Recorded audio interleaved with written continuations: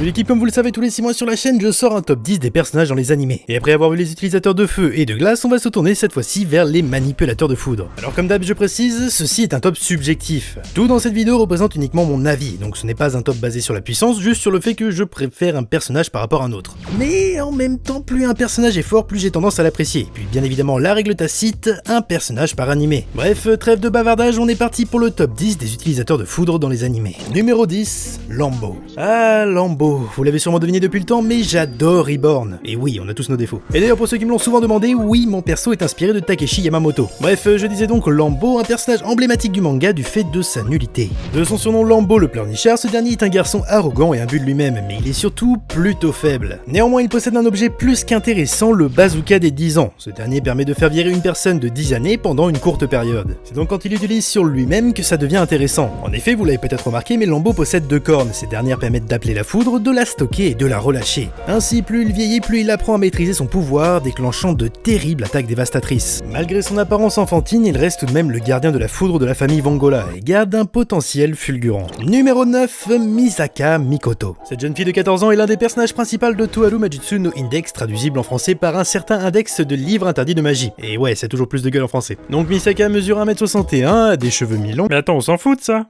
Ah oui, en effet, bien vu. Évoluant dans la cité académique, une ville coupée du monde extérieur, elle est sans équivoque la manipulatrice d'électricité la plus puissante de ce lieu. Malgré son jeune âge, elle est capable de générer et de contrôler aisément l'électricité. Elle se sert principalement de son pouvoir pour magnétiser le métal, ce qui en fait un usage différent de la plupart des manipulateurs de foudre qui se contentent simplement d'envoyer de grosses décharges ou des éclairs. Ainsi cela lui offre de nouvelles capacités, comme marcher sur des murs en béton armé, parce que ces derniers comportent du métal, ou encore pirater des systèmes électriques. Mais surtout, elle utilise son pouvoir pour une attaque spéciale nommée le Ray Gun, lui permettant de projeter une pièce de monnaie à une vitesse supersonique provoquant des dégâts dévastateurs. Elle peut aussi faire une épée de sable magnétique, mais ça a quand même moins de gueule qu'une putain de pièce lancée à la vitesse du son. On enchaîne avec le numéro 8, Ei. Également connu sous le nom de la Faucheuse Noire, ou encore Lee Cheng-chun, ou BK201, ou le Pactisan. Ok, il a beaucoup de surnoms. Donc Ei est le personnage principal de l'anime Darker Than Black. Ce dernier est un contractant d'élite appartenant à une organisation secrète nommée le Syndicat. D'apparence calme et posée dans la peau de sa couverture, une fois en mission, il devient un assassin froid, rusé et sans pitié. Comme je l'ai expliqué au début, notre cher ami est un contractant. Les contractants possèdent tous une capacité spéciale comme posséder les animaux, restreindre l'oxygène, manipuler la gravité ou comme dans le cas de Ei, manipuler l'électricité au niveau moléculaire. Cela veut dire qu'il est capable de transmettre des décharges à travers de nombreux milieux conducteurs, pouvant ainsi tuer aisément ses adversaires, mais surtout sa maîtrise des molécules est si élevée qu'il peut arriver à altérer les capacités des autres contractants. Allié à son agilité, sa vitesse, son endurance et surtout sa force naturelle, Ei est l'un des personnages les plus puissants de Darker Than Black. Numéro 7, Ace Hitomi. C'est un cas un peu spécial de ce top, mais bon, je vais éviter de vous spoil, alors n'hésitez pas à aller voir Codebreaker parce que c'est plutôt cool. Je me répète par rapport au top des utilisateurs de feu, mais les Codebreakers sont des soldats ayant pour objectif de faire disparaître le mal, notamment par le meurtre des criminels. Chacun d'entre eux contrôle un élément différent, cela va du son, de l'acier, des ombres à tant d'autres. Et forcément, vous vous en doutez, mais Hitomi maîtrise le pouvoir de l'électricité. Ce dernier s'en sert certes pour envoyer des décharges, mais surtout il maîtrise si bien sa capacité qu'il arrive à influer sur les nerfs de ses adversaires, lui permettant de contrôler n'importe quel corps, qu'il soit vivant ou mort. En dehors de ses pouvoirs et de ses compétences physiques, Hitomi se démarque par son intellect, ce qui lui permet d'apprendre la vérité sur la société l'entourant, mais également lui permet d'élaborer des plans ingénieux. Un truc qu'on remarque depuis le début de la vidéo, c'est que chaque personnage réussit à innover dans sa manière d'utiliser l'électricité, prouvant ainsi qu'un simple pouvoir peut se décliner de plein de manières. Pour le numéro 6, Luxus. Je sais que Fairy Tail c'est un sujet sensible entre ceux qui détestent et ceux qui adorent, donc je tiens bien à rappeler que ceci est un top personnel basé sur mes préférences en termes de personnages. Donc Luxus Draer est un mage de rang S de la guilde Fairy Tail.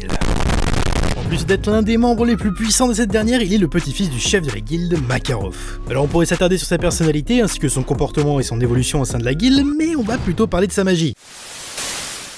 Alors, certes, il peut créer et manipuler la foudre, mais surtout il s'en sert pour diverses techniques comme une armure de foudre, des sphères de foudre, une tempête foudroyante, bref, il y a tout un panel d'attaques. Mais surtout, il maîtrise la magie du chasseur de dragons foudroyants, un joli terme qui fait qu'il peut notamment ingérer la foudre afin de se régénérer et de se soigner. Au vu de sa puissance, Luxus a su prouver qu'il aurait largement pu devenir l'un des 10 mages sacrés. On en est déjà à la moitié avec le numéro 5, Gil Thunder. Personnage du manga Nanatsu no Taizai, il fait partie de l'ordre des chevaliers sacrés. Ces derniers sont les protecteurs les plus puissants du royaume de Britannia. En plus d'être terrifiants, chacun chacun d'entre eux possède une puissance équivalente à l'armée d'un pays. A savoir également qu'il y a différents rangs au sein des chevaliers sacrés, allant de cristal à diamant, et bien évidemment plus un chevalier a un rang élevé, plus il est puissant. Pour ce qui est de Gilsunder, ou devrais-je dire Sir Gilsunder, ce dernier est au rang de diamant. Vous vous en doutez au vu du top, mais sa capacité principale est la maîtrise de la foudre, qu'il est capable d'invoquer très facilement. Le tout accompagné de son excellente maîtrise de l'épée, cela fait de lui un terrible adversaire. Dû à son pouvoir de foudre, il est capable de se déplacer à des vitesses faramineuses, ce qui lui permet de pouvoir toucher ses ennemis même à plusieurs kilomètres. Gilsunder possède ainsi de nombreuses techniques, donc je ne prononcerai pas les noms parce qu'il y a de grandes chances que je les écorche. Mais retenez juste qu'il est capable de faire s'abattre le pouvoir de la foudre avec une facilité déconcertante. D'apparence froid et cruel, il n'hésite pas à risquer la vie d'innocent afin de réaliser sa vengeance. Malgré son jeune âge, il arrive à tenir tête aux plus grands adversaires, ce qui fait de lui un des chevaliers les plus puissants. On continue avec le numéro 4, Denki Kaminari. Alors, j'adore plus que tout ce dernier, mais on le sait tous, il est loin d'être le membre le plus puissant de ce top. Bref, Denki est un personnage du manga My Hero Academia. Tout comme Midoriya, il est élève dans la seconde A du lycée UA, ce qui fait de lui un aspirant héros. Ainsi, notre cher ami surnommé le héros taser possède un potentiel fulgurant. En même temps, il n'y a pas besoin d'être un génie pour comprendre l'intérêt d'un taser. Cependant, il est très loin de maîtriser son pouvoir, ou devrais-je dire son alter. Quand on jette un œil à ses statistiques, on voit que malgré une forte puissance, c'est clairement l'intelligence qui lui fait défaut. Pour preuve, lorsque Denki se sert trop de son pouvoir d'électricité, son cerveau court-circuite, ce qui fait qu'il devient totalement débile. Par ailleurs, pour la petite anecdote qui régale, il paraîtrait qu'une fois dans cette phase, Denki aborderait le même visage que Saitama, et qu'ainsi l'auteur de My Hero Academia aurait fait une référence à One Punch Man.